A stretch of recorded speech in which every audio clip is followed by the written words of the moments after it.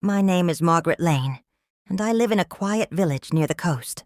The sea is only a few minutes away, and every evening I hear the waves whisper like a voice from another world. It has been 5 years since my daughter, Emily, passed away. She was only 30. People say time heals all wounds, but time only teaches you how to hide the pain. Emily had a daughter, my little granddaughter. Her name is Lily. She is 10 years old now, full of light and questions and dreams. After her mother's death, Lily stayed with me. I became her world, and she became mine. Every morning she would go to school, and every evening she would sit by the small wooden desk in her room, writing letters. At first, I thought they were for her school friends. But one day I asked, "Lily, who are you writing to every night?" She smiled and said softly, "To Mommy." I felt my heart stop for a moment. "Sweetheart." I whispered, "You know Mommy is in heaven." She nodded. "That's why I write to her. When I leave the letters by the window, the wind takes them up." I didn't have the heart to stop her. Every night I saw those tiny envelopes on the windowsill, fluttering in the breeze. The next morning they were always gone, carried away by the wind. Or maybe by something greater. Weeks passed. The letters continued. Then one morning, Lily came running to me, eyes wide, holding an envelope in her small hands. "Grandma, Mommy wrote back." I froze. "What?" She handed me the envelope. On it, in neat handwriting, were the words, "To my little angel from heaven." Inside there was a note. "My dearest Lily, I miss you every day. I see your drawings, your smile, and I'm proud of how brave you are. Don't cry at night, my love. I am always watching you, Mommy." I didn't know what to say. My hands trembled. The handwriting looked gentle, motherly like Emily's, but it couldn't be. Someone must have written it. But who? Lily's eyes sparkled with joy. "I told you, Grandma. Mommy gets my letters." I wanted to tell her the truth, but when I saw her happiness, I couldn't. I just hugged her tightly and whispered, "Yes, my darling. Mommy loves you very much." From that day, every week, Lily wrote another letter, and every week she received one back. Each letter was filled with love and guidance. "Be kind. Help Grandma. Don't forget to smile." But I kept wondering who was sending them. One day, while Lily was at school, I saw the postman, Mr. Thomas, walking by our gate. I called him and asked gently, "Mr. Thomas, do you know anything about these letters my granddaughter gets?" "They're signed from heaven." He looked surprised, then a little awkward. "Mrs. Lane, I didn't want to upset you.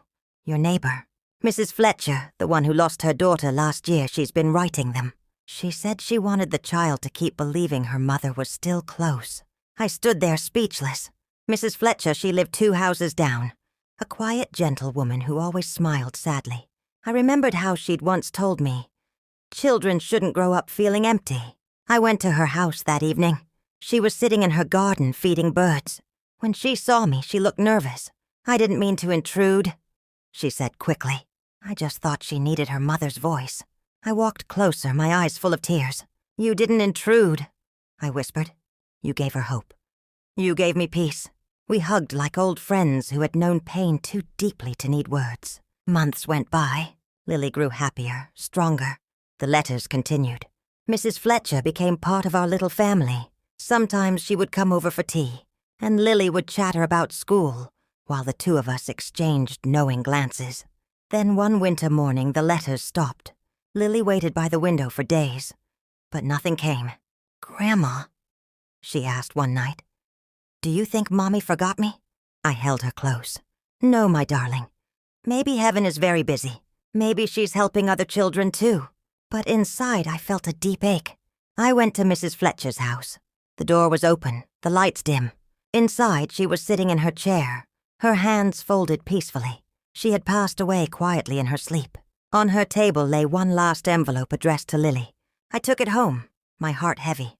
That night after dinner, I said softly, "Lily, there's one more letter from Mommy." Her eyes brightened. She tore it open carefully. The letter read, "My sweet Lily, I am proud of you. You have grown strong and kind.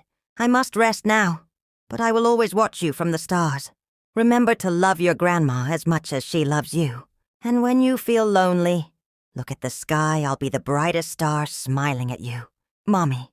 Lily read it aloud, tears streaming down her cheeks, but she was smiling. She's happy now, she said softly. She wants me to be happy too. I hugged her and cried silently. Years passed. Lily became a young woman, full of grace and courage. She studied hard and became a nurse, saying, "I want to help people like Mommy did."